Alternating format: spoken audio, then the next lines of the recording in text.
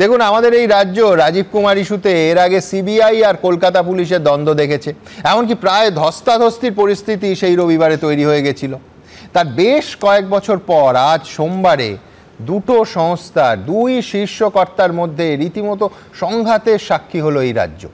নির্বাচন কমিশনের সিইও মনোজ আগরওয়াল এবং অ্যাডিশনাল সিইও দিব্যেন্দু দাসের সঙ্গে ডিসি সেন্ট্রাল ইন্দিরা মুখোপাধ্যায়ের মতবিরোধ কার্যত একটা সংঘাতের পরিস্থিতি সৃষ্টি করলো। সংঘাতের কারণ হলো যে সিইও অফিসে সাংবাদিকদের ঢোকা এবং বসানো, কোন ফ্লোরে তারা বসবেন। শেষ পর্যন্ত নিচে নেবে সিইও বলেন, সাংবাদিকরা কোন ফ্লোরে বসবেন সেই সিদ্ধান্ত আমি নেব, আমি কমিশনের সিইও। ভাবুন, কি চূড়ান্ত সমন্বয়ের অভাব থাকলে প্রকাশ্যে এই জিনিস হতে পারে? আচ্ছা, এই রকম সংঘাত যে রাজ্যে দেখা যায় সেই রাজ্যে সুষ্ঠু এসআইআর হবে কি করে? আমার পরবর্তী বক্তা রবীন্দ্রনাথ ভট্টাচার্য কি বলেন, মানে এই যদি ছবি হয় যেটা প্রত্যেকটা সংস্থা একটা নির্ভুল ভোটার তালিকা, কোনো বৈধ ভোটারকে বাদ না দিয়ে এবং কোনো অবৈধ অনুপ্রবেশকারীকে না রেখে তৈরি হবে, হবে কি করে?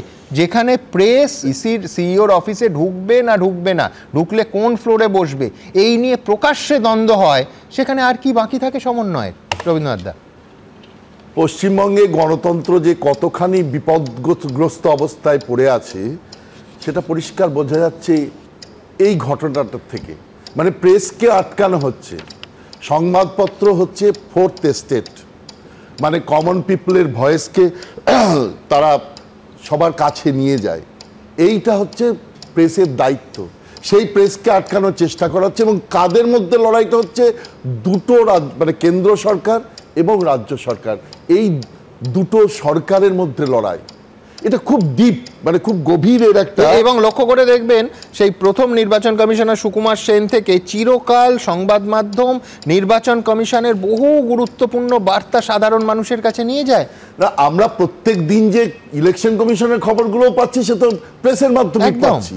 সেখানে এটার কিন্তু দুটো খুব গভীর মানে দোতনা রয়েছে। কি কি?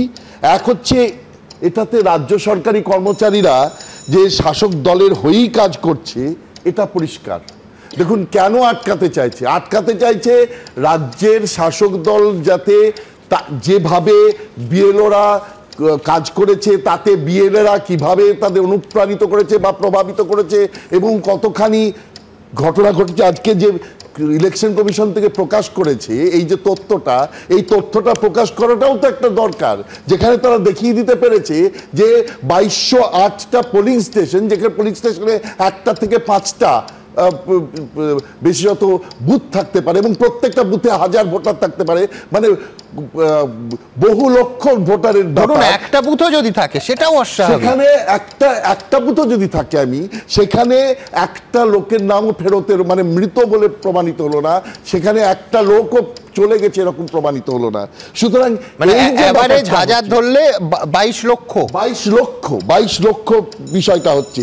দ্বিতীয় আরেকটা দেখুন, আজকে এটা কেন্দ্র, এটাই যদি এখন যদি এই কেন্দ্র সরকারের সঙ্গে রাজ্য সরকারের লড়াই হয়, তাহলে ভোটটা হবে কি করে? ভোট যদি দুটো সরকার যদি সম্মিলিতভাবে না করে, তাহলে রাজ্য ল অ্যান্ড অর্ডার তো রাজ্য সরকারের অধীন, সেখানে কেন্দ্র সরকার কি করে ঢুকবে যদি না রাষ্ট্রপতির শাসন হয়? তাহলে তারা এখন থেকেই যদি হয় তাহলে কি অবস্থা গিয়ে দাঁড়াবে সেটা আমরা এখন থেকে অনুমান করতে পারছি। দেখুন, এই প্রথম দিনই সুমন আপনি বলেছিলেন যে ইলেকশন কমিশনের প্রস্তুতির অভাব ছিল। প্রস্তুতির অভাব? ইলেকশন কমিশন কি এত বোকা? এত বছর ধরে এত ঝানু আইএএস অফিসার তারা ইলেকশন করাচ্ছেন, তারা বুঝতে পারেননি যে বিএলওদের শাসক দল প্রভাবিত করবে? তারা বুঝতে পারেননি প্রত্যেকটা জায়গায় মৃত ভোটগুলো? আমরা যখন ইয়েতে বসে এবিপি আনন্দ চ্যানেলে বসে বসে চিৎকার করে যাচ্ছি যে মৃত ভোটারদের তাদের ডেথ সার্টিফিকেট দেয়নি, ডেথ সার্টিফিকেট দেওয়া হচ্ছে না, তখন তারা বুঝতে পারেননি? তারা সব বুঝেছিলেন। একটা আজকে টেলিগ্রাফ কাগজে বেরিয়েছে, মানে ওই আধার অথরিটি UIDAI, তারা জানিয়েছে শুধু 2011 থেকে 2025 সালের মধ্যে 33 লক্ষ মৃত ভোটার আছে বাংলায়, মৃত মানুষ হয়েছে। এবং সেটা 2002 থেকে 2011 নয়, শুধু 2011 থেকে 2025, মানে 2002 থেকে 2025 যদি ধরা হয় তাহলে 60-70 লাখ হয়ে যেতে পারে। এই রকম একটা অবস্থা। তার মধ্যে ধরা পড়েছে কত? 18.70 লক্ষ, কাল 18,70,000 এইটা ধরা পড়েছে পরশুদিন পর্যন্ত। হাসির কথা হচ্ছে এটা। 18,70,000 যেখানে আধার অথরিটি বলছে 33 লাখ 2011 থেকে 2025-এর মধ্যে মারা গেছে, এবং এতদিনে ইলেকশন কমিশন জেনেছেন যে কাপল অফ উইকস লাগবে, মানে আরো 2 সপ্তাহ লাগবে আধারের সঙ্গে লিঙ্ক করে এই মৃতের তালিকা বের করতে। এটা এতদিনে তারা বুঝলেন, প্রস্তুতির অভাব এতখানি যে এটা অনায়াসে বের করে নিয়ে তাদের নাম স্ট্রাইক অফ করে দিতে পারতেন, করেন। তারপরে ধরুন এলআইসি, এতদিনে তারা দেখছেন এলআইসি, ব্যাংক, সমস্ত জায়গা থেকে তারা ডেথ সার্টিফিকেট নিয়ে আসতে পারতেন, কোথায় কোথায় এটা কিচ্ছু করেনি, বসে থেকেছে। এবং যখন চিৎকার চেঁচামেচি করেছে বিরোধী দল, মানে বিজেপি, সিপিএম, কংগ্রেস সবাই চেঁচিয়েছে, তখন তারা নীরবে একটা কোনো কথাও বলছে না। আজকে তাদের ঘুম ভেঙে 12টা অবজারভারকে নিয়ে এসছে। তারা কি সুপার কম্পিউটার? 12টা অবজারভার এসে এই 7 দিনের মধ্যে সমস্ত তালিকাকে শুদ্ধ করে দেবে? তালিকা শুদ্ধ না হলে, দেখুন, তালিকা শুদ্ধ হলে তৃণমূল জিততে পারে, তালিকা শুদ্ধ হলে বিজেপি জিততে পারে, আমার কিচ্ছু যায় আসে না। বিজেপি জিতুক, যদি ভালো তালিকা, শুদ্ধ নির্ভুল তালিকায় বিজেপি যদি জিতুক, তৃণমূল যদি জিতুক, এমনকি যদি সিপিএমেরও সেই জেতার সম্ভাবনা উপস্থিত হয়, জিতুক, কিন্তু তাতে গণতন্ত্র জিতবে। এখানে যে অবস্থা দাঁড়াচ্ছে, এতে কোনো মানুষ জিতছে না। সাধারণ গণতন্ত্র প্রিয় মানুষের কাছে একটা হাসির ব্যাপার হচ্ছে তাদের গোটা বিষয়টাকে, এই যে অশুদ্ধ ভোটার তালিকাকে একটা অটোনমাস ইনস্টিটিউশন বৈধতা প্রদান করছেন, এইখানেই পলিটিক্যাল সায়েন্টিস্ট হিসেবে আমার আপত্তি। এই বৈধতা আপনি দিতে পারেন না, একটা অশুদ্ধ লিস্টকে আপনি লেজিটিমাইজ করে দিতে পারেন না, এবং পরের বছর, আজ থেকে 10 বছর বাদে আবার বলা হবে এইটার থেকে দেখা হবে, এটা আপনি করবেন না। আপনাদের কাছে অনুরোধ, এসআইআর বাতিল করুন, করে নতুন করে আবার ফর্ম নিন, অথবা যতদিন সময় লাগে এই আইএস অফিসারদের যারা অবজারভার তাদের দিয়ে পরিষ্কার, নির্ভুল, শুদ্ধ একটা তালিকা বের করুন, তারপর আমরা ভোট দেব। সুমন, পার্লামেন্টের লিখিত প্রশ্নের উত্তরে ইউআইডিএ জানিয়েছিল তারা স্টেট ওয়াইজ কোনো মৃতর ডেটা স্টোর করে না, স্টেট ওয়াইজ ক্যাটাগরিক্যালি এই ডেটা স্টোর হয় না, আধার ডেটা মৃতর ডেটা স্টোর হয় না, পার্লামেন্টকে লিখিতভাবে জানিয়েছিল। দ্বিতীয়ত, আমি তো দেখছিলাম শোলের রিমেক হচ্ছে, এখানে রমেশ সিপ্রি, জ্ঞানেশ কুমার বসে আছে নির্বাচন কমিশনে, আর এখানে জয়ার বিরু কুস্তি করছে। নির্বাচন কমিশনের বাইরে সাংবাদিকদের একটা নির্দিষ্ট কর্ডন রয়েছে। আজকে যখন লাইভ জয়ার বিরুর লাইভ দেখানোর জন্য শোলে ইয়ে দোস্তি হামনেই চোতরঙ্গে, সেটা দেখানোর জন্য সাংবাদিকদের অ্যালাউ করা হচ্ছে। আমি তীব্র প্রতিবাদ করলাম। এটা কোনো ইনসিডেন্টের ব্যাপার নয়, সম্পূর্ণ এটা গত সপ্তাহ থেকে, যখন শুধু গত সপ্তাহে নয়, আপনারা জানবেন যে রাত্রিবেলা যখন কিছু বিএলও, 4 জন বা 5 জন বিএলও এবং তার সঙ্গে তৃণমূল নেতারা গিয়ে ওই ধর্নাটা করেছিলেন, তখন থেকে সিকিউরিটির জন্য চিঠি দেয় নির্বাচন কমিশনের সিইও অফিস কলকাতা পুলিশকে। কলকাতা পুলিশ প্রথম যে কাজটা করে, সিইও দফতরের অভিযোগ যে সাংবাদিকরা আর নির্দিষ্ট সময় ছাড়া ঢুকতে পারবেন না, যেটা নির্বাচন কমিশনের যদি ট্র্যাডিশন দেখেন এই রাজ্যে নয় গোটা দেশে, তাতে সাংবাদিকরা বিভিন্ন তথ্যের জন্য নির্বাচন কমিশনের সব সময় অবারিত দ্বার থাকে, শুধু পশ্চিমবঙ্গে নয় গোটা দেশ জুড়ে, এবং পশ্চিমবঙ্গে ওই ঘটনার আগে অবধি ছিল, তারপর সেটা বন্ধ হয়ে যায়, যেটা আমরা বলেছি অত্যন্ত অগণতান্ত্রিক। এবং এই সিদ্ধান্ত তখন আমরা জানতাম না কলকাতা পুলিশ না নির্বাচন কমিশন, এবং কলকাতা পুলিশের যদি এই সিদ্ধান্ত হয়, আই রিপিট, জাতীয় নির্বাচন কমিশন এবং সিইও অফিসও সেই সিদ্ধান্তের দায় তাকে নিতে হবে, তার কারণ তার অফিস সাংবাদিকদের জন্য রুদ্ধ হয়েছে। এটা অগণতান্ত্রিক, এটা প্রতিবাদযোগ্য, এর প্রতিবাদ আগেও করেছি, আজ করছি, ভবিষ্যতেও করব। এবং ডেপুটি সিইও যখন আজকে গিয়ে বলছে পুলিশ কমিশনের যে যিনি আধিকারিক ছিলেন যে ইনাদেরকে ছাড়ুন, ডেলিগেটসদের ছাড়ুন, এবং সিইও নিজে, আমি বলছি সিইও যখন দেখছে রাজ্য সরকারের কোঅপারেশন পাচ্ছে না, পশ্চিমবাংলায় উদাহরণ আছে, আমি পশ্চিমবাংলায় আরজি করে সেন্ট্রাল ফোর্স কাজ করছে, আপনি সেন্ট্রাল ফোর্স কেন চাইলেন না? আমি তো বলছি সিইও প্লেইং টু গ্যালারি করছে।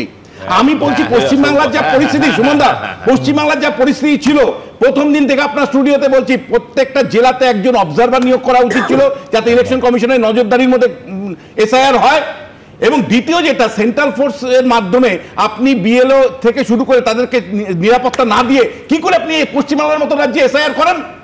মানে পুরো শুধু তার সঙ্গে যোগ করে দেব যে কলকাতা পুলিশ চাকরিহারা শিক্ষকদের আটকাতে লাথি এবং লাঠি দুটোই ব্যবহার করে, সেই রাতে কি করে 4 জন বিএলও এবং তার অন্তত কয়েক গুণ বেশি তৃণমূল নেতা ওখানে ঢুকে ধর্ণাটা দিতে পারলেন? এই প্রশ্ন কলকাতা পুলিশকেই দিতে হবে। আমি প্রথম কথা বলি যে ওই ইসি অফিসের ভেতরটা ইসির কন্ট্রোলে থাকে, বাইরে থেকে কাকে ঢুকতে দেবে বা দেবে না সেটা পুলিশ কন্ট্রোল করে। তারা রেলিং লাগিয়ে সাংবাদিককে আটকাচ্ছে কি কাকে আটকাচ্ছে সেটা অফিসিয়ালি জানার কথা নয় নির্বাচন কমিশনের। আমি বলছি দেখুন, আমি রাগ করছি না, আপনি মূর্খ বলেছেন, পরে সেটাকে উদ্ধ করে অজ্ঞ বলেছেন, কিন্তু বিজ্ঞের দল তৃণমূল তারা যেটা কাণ্ডটা করে বসেছে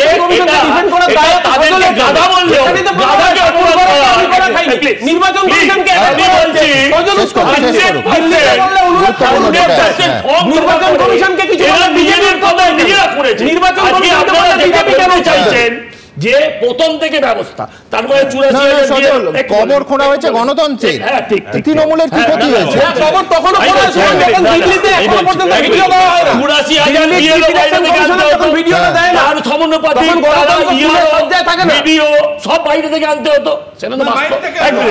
নিরাপত্তা দাদা কেন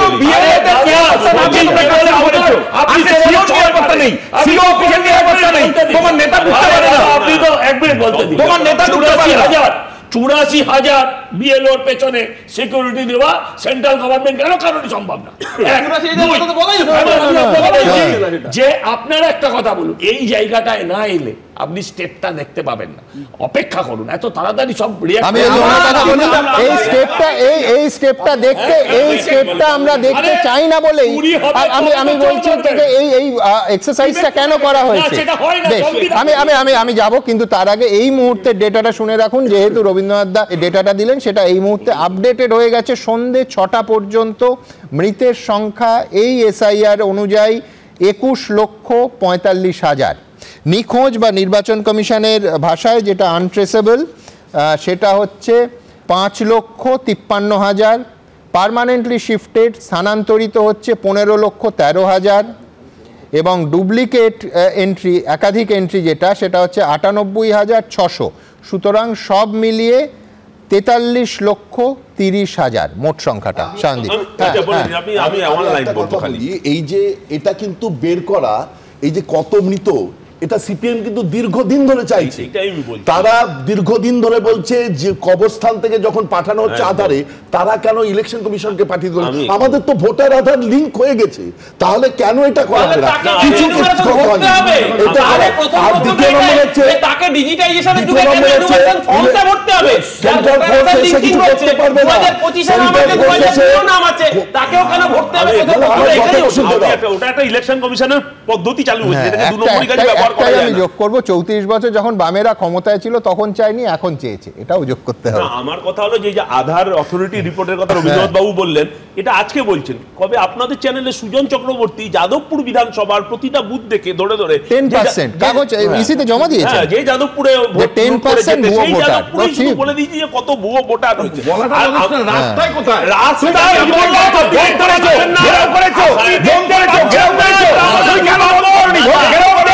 মানুষের কাছে যাওনি, মানুষের কাছে গেছে, মানুষের কাছে গেছে, মানুষের কাছে গেছে, আমি মানুষের কাছে যাওনি, টেলিভিশনে ধীরে ধীরে আসবো, সবার কাছে আসবো, কিন্তু তোমরা প্রথম থেকে এসআইআর হলো না বিপক্ষে, আমি সবার কাছে যাবো, কিন্তু তার আগে জানেন যে একাধিক প্রশ্ন আমাদের সব কটা সোশ্যাল মিডিয়াতে আমরা রাখি আপনাদের কাছে, এবং সেই পার্সেন্টেজটা কিন্তু আপডেটেড হয়, অর্থাৎ এখনও এই এক্স, ইনস্টা, থ্রেড, ফেসবুক, এই সমস্ত জায়গায়, ইউটিউবে আপনারা এই পোলে অংশ নিতে পারেন। কি কি প্রশ্ন খুব ইন্টারেস্টিং আজকের এই আলোচনার প্রেক্ষিতে প্রশ্নগুলো আসছে। প্রশ্ন রেখেছিলাম যে এসআইআর এর সময়সীমা বাড়ানো নির্বাচন কমিশনের যে সিদ্ধান্ত সেটা কি সঠিক? সঠিক সিদ্ধান্ত মনে করছেন 85% মানুষ, 11% মনে করছেন বেঠিক সিদ্ধান্ত, সিদ্ধান্ত সঠিক নয় বলতে চাননি 4%। পরের প্রশ্নে যাব। এসআইআর এর সময়সীমা বাড়ানোর সিদ্ধান্তে কে লাভবান হবে? বিজেপি লাভবান হবে এমনটা মনে করছেন 59% মানুষ, তৃণমূল লাভবান হবে এমনটা মনে করছেন 21% মানুষ, কংগ্রেস বা সিপিএম লাভবান হবে অথবা জোট হিসেবে কংগ্রেস ও সিপিএম লাভবান হবে মনে করছেন 2% মানুষ, এবং এদের কেউই লাভবান হবেন না এমনটা ভাবছেন 18% মানুষ। পরের প্রশ্ন, পরিকল্পনায় খামতির ফলেই কি নির্বাচন কমিশনকে শেষ পর্যন্ত এসআইআর এর সময়সীমা বাড়াতে হলো? 64% মানুষ মনে করছেন যে হ্যাঁ একেবারে পরিকল্পনায় খামতি ছিল। 33% মানুষ মনে করছেন না কোনো খামতি ছিল না, বলতে চাননি 3%। আগেই এসআইআর এর সময়সীমা বাড়ালে কি বিএলওদের মৃত্যু বা অসুস্থতা এড়ানো যেত? অবশ্যই এড়ানো যেত এমনটা মনে করছেন 38% মানুষ।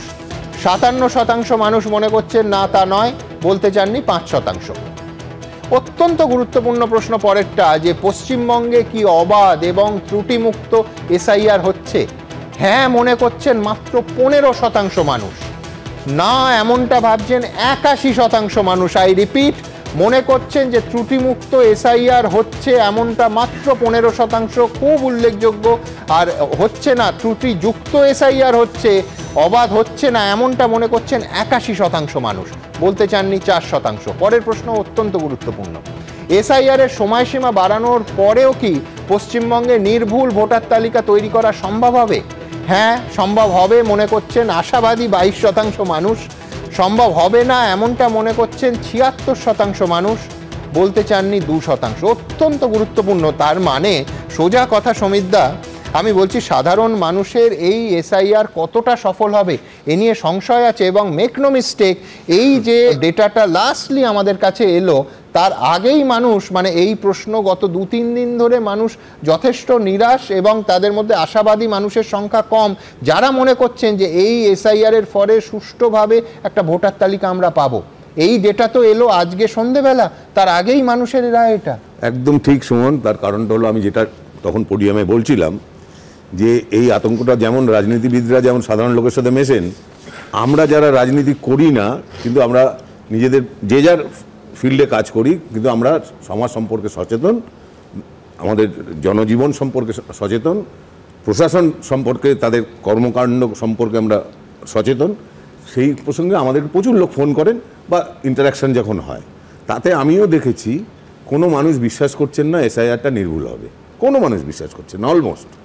দ্বিতীয় কথা দেখো, আমার যেটা ভয় লাগছে, আমরা কিরকম খালি এসআইআর নিয়ে পড়ছি, যে অ্যাজ ইফ ধরা যাক এসআইআরটা নির্ভুল হলো, তাহলেও কি এখানে একজনও বলতে পারবে যে ভোটটা নির্ভুল হবে?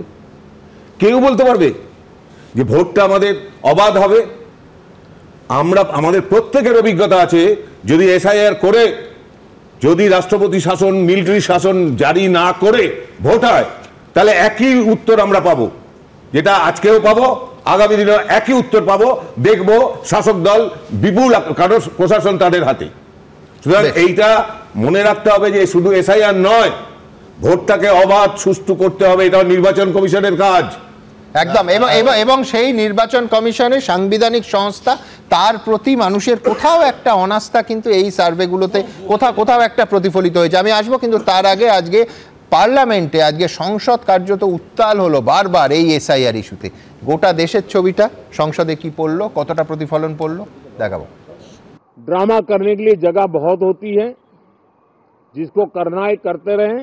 अगर 40 लोग की मौत हुआ है, इसमें अगर चर्चा चाह रहे हैं অপোজিশন পার্টিজ, आपको लगता है ये ड्रामा है? এসআইআর আছে সংসদের শীতকালীন অধিবেশন যে তপ্ত হতে চলেছে তার ইঙ্গিত মিলেছিল রবিবার সর্বদল বৈঠকেই। সোমবার অধিবেশন শুরুর আগেই কংগ্রেস সহ বিরোধীদের নজিরবিহীনভাবে আক্রমণ ও কটাক্ষ ছুড়ে দেন নরেন্দ্র মোদী। यहाँ ड्रामा नहीं, डिलीवरी होनी चाहिए। नारे के लिए भी जितने नारे बुलवाने वो पूरा देश खाली पड़ा है। जहां पराजित होकर के आए वहां बोल चुके हो, जहां अभी पराजय के लिए जाने वाले हो वहां भी बोल दीजिए, लेकिन यहां तो नारे नहीं, नीति पर बल देना चाहिए। নরেন্দ্র মোদীকে পাল্টা আক্রমণ করে বিরোধীরাও। SIR, which are it is a huge issue for democracy. What is going on? Drama is not allowing discussion. Drama is not having a democratic discussion about issues that matter to the public. What is the opposition raising in parliament? They are asking the government to at least initiate a debate and discussion on SIR or electoral reforms. Do you think it's drama? If the Prime Minister or the BJP leadership or the one sitting at the helm of affairs in the government thinks that by raising the right questions for the people or raising people's voices is drama, then let people of the country see and answer them.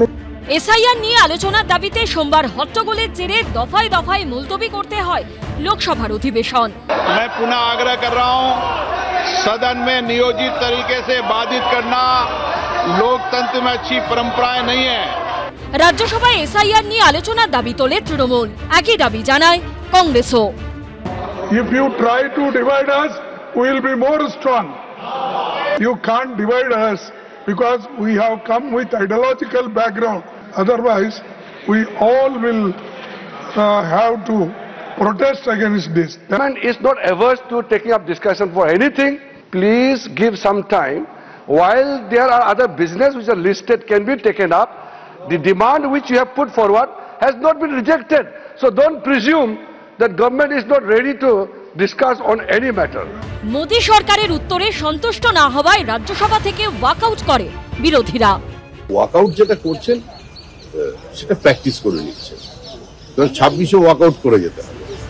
SIR ইস্যুতে বিরোধীরা একযোগে walkout করলেও কংগ্রেসের ডাকা বিরোধীদের বৈঠকে এদিন গড়হাজির ছিল তৃণমূল। বিজেন্দ্র সিংহের রিপোর্ট, এবিপি আনন্দ।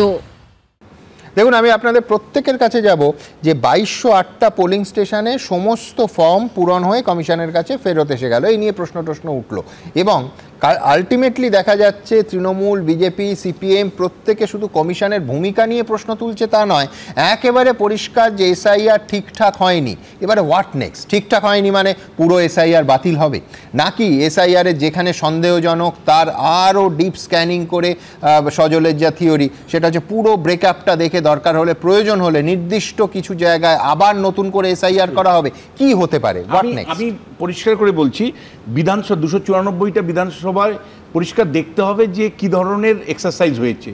যদি দেখা যায় যে মৃত ভোটারের নাম আসেনি, যদি দেখা যায় অবৈধ ভোটারের সেইভাবে আসেনি, মানে 2 বা ততোধিক নাম আসেনি, তাহলে কিন্তু আপনাকে বলছি যে ওই বিধানসভাটাকে থরো রিভিশনে যেতে হবে।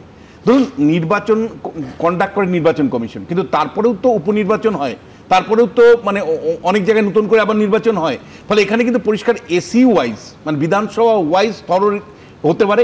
আর যদি দেখা যায় সারা রাজ্য জুড়েই ঘটনাটা ঘটে গেছে, তাহলে পরিষ্কার আমি মনে করি যে এসআইআর এই প্রক্রিয়াটাকে বাতিল ঘোষণা করা, নতুন করে এসআইআর শুরু করা। কারণ নতুন করে ফ্রি অ্যান্ড ফেয়ার যদি ভোটার তালিকাই না হয়, কিসের নির্বাচন? কোন নির্বাচন? রাজগোপাল দা, না দেখুন, খুব পরিষ্কার যে আমরা যে 2208-এর কথা বললাম সেখানে কোনো চেঞ্জ নেই। যে আপ টু 10% যেখানে চেঞ্জ হয়নি, 10% মৃত প্লাস ফেক ভোটার্স এবং এইসব মিশিয়ে 10% হওয়াটা দরকার, এবং 10% যেসব জায়গায় ঘটেনি সেখানেই বোঝা যাচ্ছে এসআইআর প্রক্রিয়া সঠিকভাবে কাজ করেনি, বিএলওদের উপর চাপ ছিল, তারা যা খুশি করেছে। সুতরাং এই প্রত্যেকটা জায়গায় লেস দেন 10% যেখানে দেখা গেছে কোনো রিভিশন হয়ে আসেনি, সেখানে আবার নতুন করে এসআইআর চালু করা হবে। দেখুন, এই যে বিএলএ দিকে দিয়ে মানে বিএলএর এই যে প্রসেস, এটা যদি আবার করা হয় যে জায়গাগুলোতে, এদের কিন্তু আবারও একই রেজাল্ট করবে। তৃণমূল শাসন ব্যবস্থায় এরা কিন্তু এদেরকে কোনোভাবে ল অ্যান্ড অর্ডার হচ্ছে সম্পূর্ণ রাজ্যের ব্যাপার, সেখানে গিয়ে সেন্ট্রাল গভর্নমেন্টে আমরা চাই না, প্রেসিডেন্টস রুল ছাড়া কোনোভাবে হস্তক্ষেপ করতে পারে না। তাহলে ইলেকশন কমিশনের সামনে উপায় কি? ইলেকশন কমিশনের সামনে উপায় যে নিজেই বলেছিল ইলেকশন কমিশন যে ব্যাংক, শ্মশানঘাট, কবরস্থান সমস্ত জায়গা থেকে আমরা ডেথ এমনকি এইভাবেও ভাসিয়ে দেওয়া হয়েছিল যে সরকারি, রাজ্য সরকারি বিভিন্ন মানে ওয়েবসাইট থেকে, সরকারি ওয়েবসাইট থেকে তার ডেটা কালেকশন করেছে, পেয়ে যাওয়া যেতে পারে এবং এআই এর মাধ্যমে নাকি সেটা বের করা যেতে পারে, এবং সেইটা বের করে তাদের নাম আরে না দিলে কি অনায়াসে পেয়ে যাবে। আরে অনায়াসে মানে আপনি বলুন তো, এক মিনিট, 144 দ্বারা এলাকায় সারা দিন ধরে মাইক বাজছে যে রাজ্যে, সেখানে পাবে কত? একটা শুধু একটা কথা আপনি ঠিকই বলেন, তুমি একটা শোনো, আধার কর্তৃপক্ষ কার আন্ডারে আছে? আধার কর্তৃপক্ষ জানিয়েছে 33 লাখ মৃত ভোটার আছে, তো তারা যদি 2001 থেকে দিয়ে দেয় তাহলে সেটা কোথা থেকে পাবে? আমাদের গোরস্থান থেকে, চার্চের গোরস্থান থেকে শ্মশান অবধি সব জায়গায় এখন ডিজিটাল প্রক্রিয়া, কলকাতা এবং সমস্ত মফস্বল, সেই ডেটাগুলো কোথায় কালেক্টেড হচ্ছে? আমি অনেকদিন আগে থেকে এগুলো বলছি, এগুলো আমরা বামপন্থীরা সিপিআইএম বলেছে। আমার আজকে একটা উদাহরণ দিই, একজন বিএলএ আমাকে বলছে যে 5 জনের বাড়িতে গেছে, তারা বিহার থেকে এসআইআর করে এসছে, করে আবার এখানেও তারা নাম তুলছে। তোমাদের বিএলএ আছে? হ্যাঁ, সব 100। এইটা এখন অনেক সময় না কলকাতা শহরে কত না না না বহু জায়গায় আছে, বহু জায়গায় নেইও, এমনকি কলকাতা শহরে অনেক জায়গায় আছে। যেভাবে একেবারে নোহার করে দেওয়ার একটা পরিকল্পনা, না নোহারের বিষয় না শান্তি, লেট মি ফিনিশ। সেটা হচ্ছে গণতান্ত্রিক ছবিটা, সব থেকে আদর্শ ছবিটা হচ্ছে প্রত্যেক বিরোধী দল বিএলএ দেবে, কিন্তু সেই ছবিটা শহর এবং জেলায় আমরা দেখতে পাইনি। বেশি দরকার হলো নির্বাচন কমিশনের। আমরা আমাদের স্বার্থ মতো দেওয়ার চেষ্টা করি। আমি বললাম যে বিহারে এই ঘটনা, আর এখানে দাঁড়িয়ে তারা আবার ফর্ম ফিল আপ করছে। আমি জানি না কোথায় নির্বাচন কমিশন আছে। ওই ঘটনার পরেই তো তোমার রাস্তায় থাকার কথা।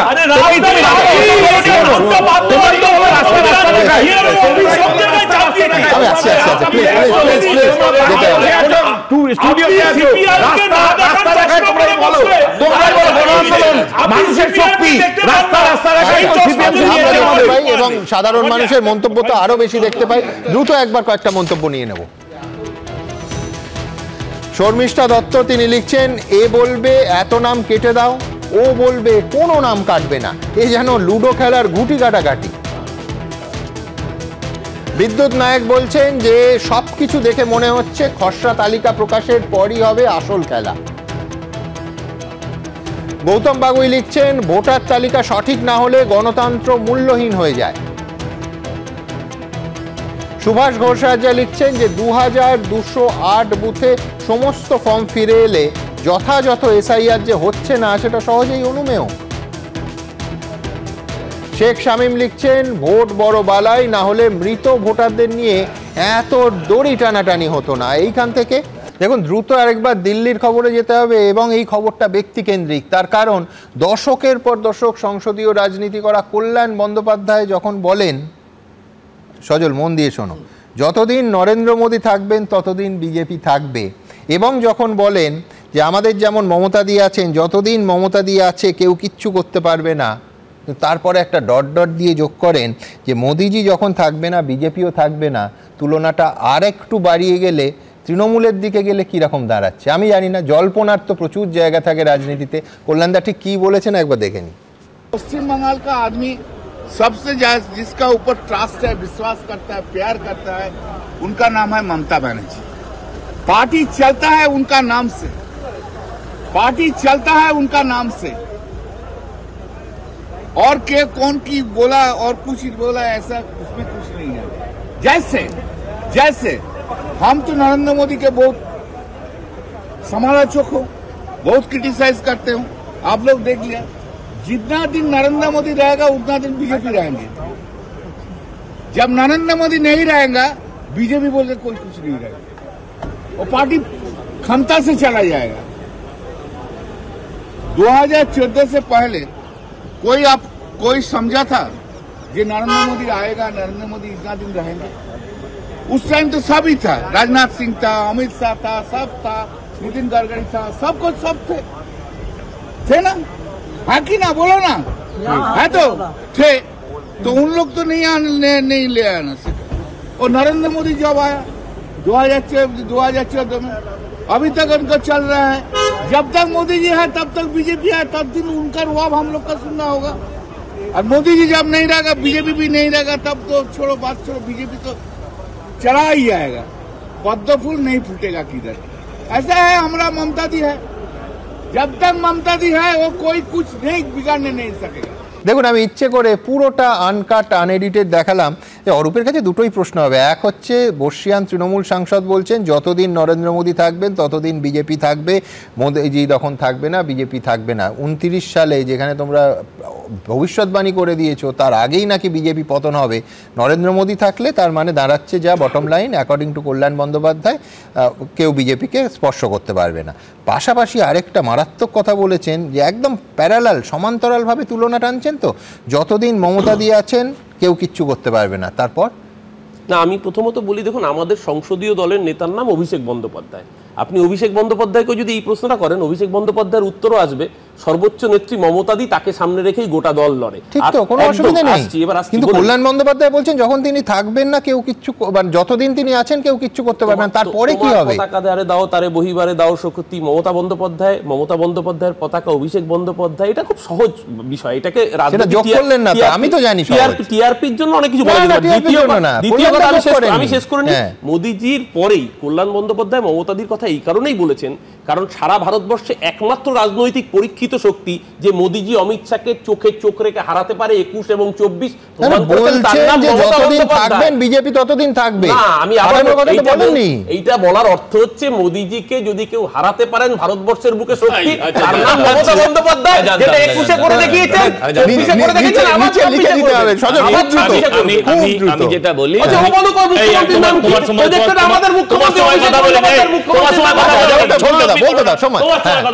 আমি বলছি যে উনি আমাদের দলের লোক না, আমাদের সম্বন্ধে যা খুশি তাই বলতে পারেন, যদিও আমরা ক্রমান্বয়ে প্রধানমন্ত্রী দিয়ে এসেছি।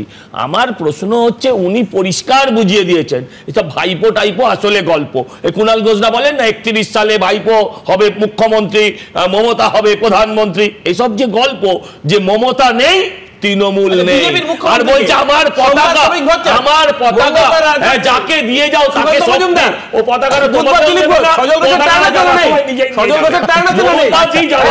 এখানে অত্যন্ত গুরুত্বপূর্ণ আরেকটা বিষয়ে না আসলে চলবে না, সেটা হচ্ছে 3512 নয় 7293 জন দাগির নাম একেবারে স্পষ্ট করে প্রকাশ করতে হবে। এসএসসিকে সরাসরি নির্দেশ দিলেন আজ মাননীয় বিচারপতি অমৃতা সিনহা।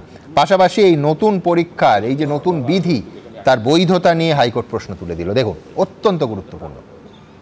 সুপ্রিম কোর্টের চাপের মুখে গত সপ্তাহে 2016 এসএসসির নবম, দশম এবং একাদশ দ্বাদশের দাগি শিক্ষকদের তালিকা প্রকাশ করেছে স্কুল সার্ভিস কমিশন। এবার এসএসসির গ্রুপ সি ও গ্রুপ ডি দাগিদের পূর্ণাঙ্গ তালিকা প্রকাশের নির্দেশ দিল হাইকোর্ট। বিচারপতি অমৃতা সিনহা নির্দেশ দিলেন গ্রুপ সি ও গ্রুপ ডির র্যাঙ্ক জাম্প করা, প্যানেলের বাইরে থেকে চাকরি পাওয়া এবং যাদের ওএমআর মিসম্যাচ করেছে তাদের পূর্ণাঙ্গ তালিকা প্রকাশ করতে হবে স্কুল সার্ভিস কমিশনকে। গত 3রা নভেম্বর গ্রুপ সি ও গ্রুপ ডির 3512 জন দাগির নামের তালিকা প্রকাশ করেছিল স্কুল সার্ভিস কমিশন। সোমবার হাইকোর্ট নির্দেশ দিল 7293 জন দাগির নামের তালিকা প্রকাশ করতে হবে।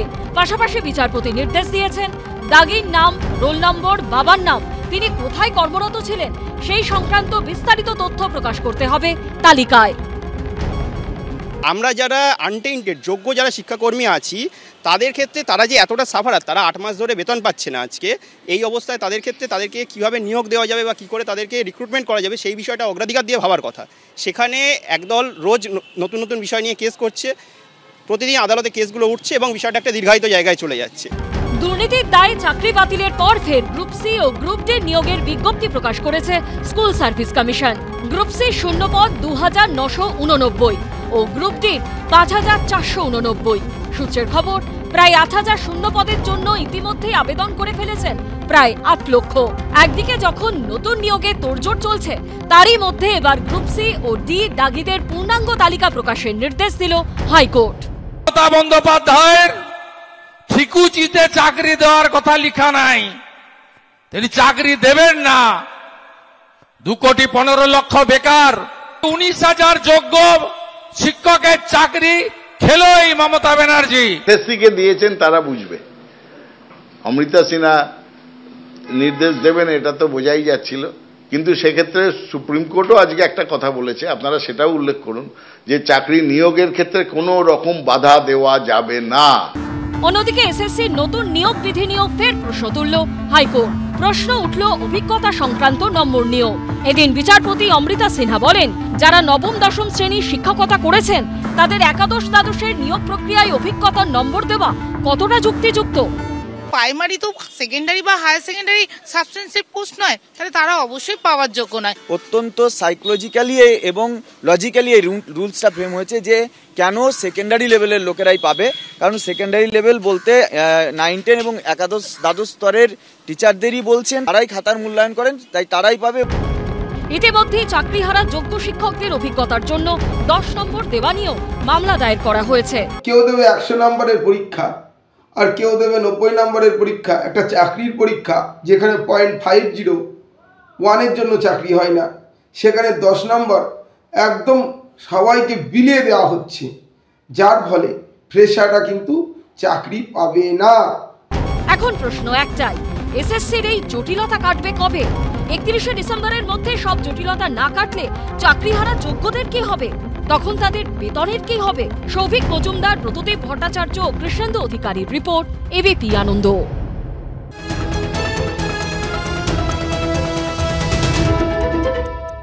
এবিপি আনন্দ, এগিয়ে থাকে, এগিয়ে রাখে।